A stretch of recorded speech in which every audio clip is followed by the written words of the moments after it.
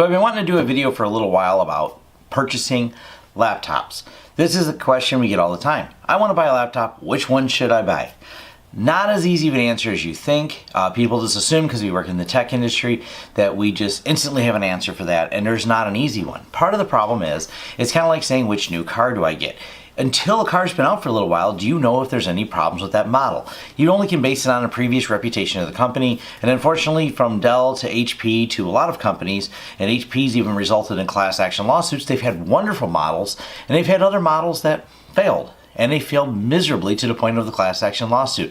How long did it take to find out? Quite a while. The laptops barely lasted a year. So from new model release to, hey, that's a crappy laptop, we know in the end which ones are crappy. But from the beginning, from the brand new, don't always know. But there's at least a few things you can go by to determine whether or not it's going to be a decent purchase. Now, I'm going to talk about, we have refurbished laptops here. One of the things about the refurbished ones is people go, Tom, how do you sell this refurbished Dell laptop for as much as I can go buy a brand new one at a big box store? Because when these were new, these were about $1,500, and it's all about how they're made and the speed within them. There are laptops for sale less than $300. I've seen some on sale at like Best Buy for like $229 and Walmart for $229. They're really horribly slow. Matter of fact, they're substantially slower than this 4-year-old Dell that's sitting right here next to me. It comes down to the components they use and then the build quality. A lot of it's a race to the bottom because consumers want something cheap. They look at them as disposable. The problem is they're unhappy with them as soon as they buy them because they're just right out of the box slow.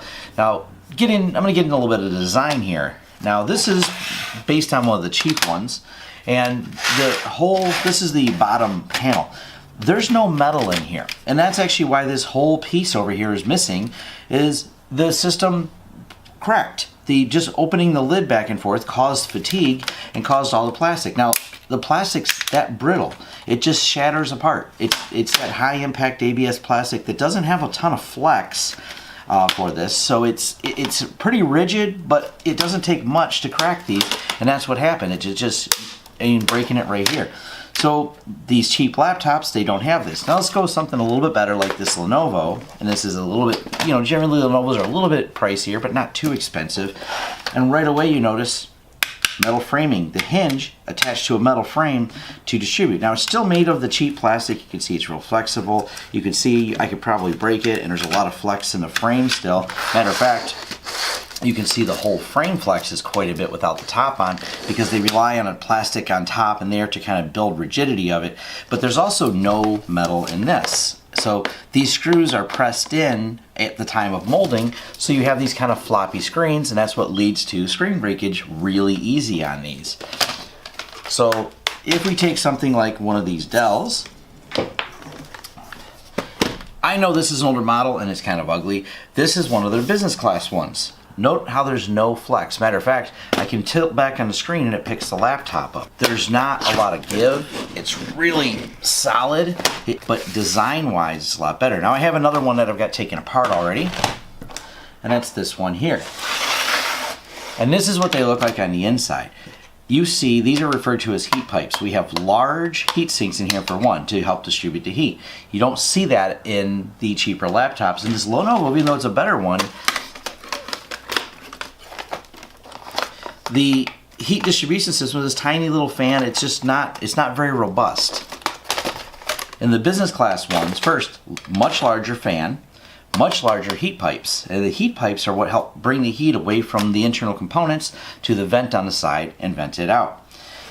The other thing you notice, there is a lot of metal in this. The whole thing has metal inside of it. It's plastic metal, and even where it's plastic, instead of being a flat plastic, they have it structurally beveled so each one turns. So it's got this entire structure to it to hold it all together.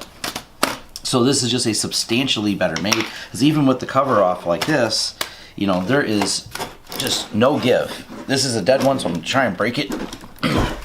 No give, which means, let's pick it up by the screen. It doesn't give, it doesn't crack. The plating, the metal that the hinges actually go into, are super solid. And because of that, this was a more expensive to build laptop because, well, as we know, you print things out of cheap plastic, they're inexpensive to build. When you start making them out of metal like this, they are a very solid. It's going to hold up. It's going to be able to take a lot more damage. A fall off the bed is less likely, but not completely unlikely, to break it. So you end up with these better, higher quality boards. The heat distribution, everything about them is another notch up. That's why used, a 4-year-old used one of these still goes for $300 to $400. I have an HP EliteBook.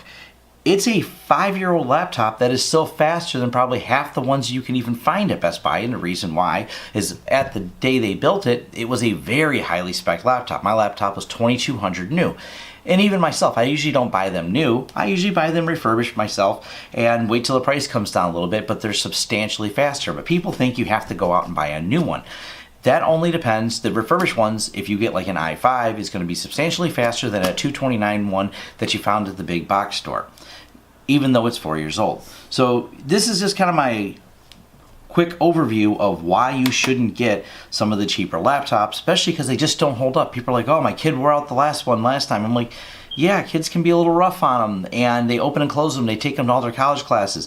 These hinges on these cheap ones just won't hold up. If you're open and closing, they're so soft. It's a race to the bottom. They've made them with such cheap plastic, they won't hold up. But you take something like this, yes, it's heavier. Well, metal's heavier than plastic, but the solid nature of it, the rigidity and everything makes it a better purchase that's going to last you longer. And if you buy one that's faster, even though it's a few years old, it's still faster than a newer computer. So that's kind of a short summary of why you can buy refurbished computers that are better than brand new ones, and why you should consider them when you're looking at a purchase, and why we sell them used for $300 versus why you can go buy a brand new one at, you know, whatever Black Friday sale for $199 coming up. So that's, like I said, my idea. I just want to cover that with people so you kind of have a better picture of why we recommend these laptops and what the differences are between them. Thanks.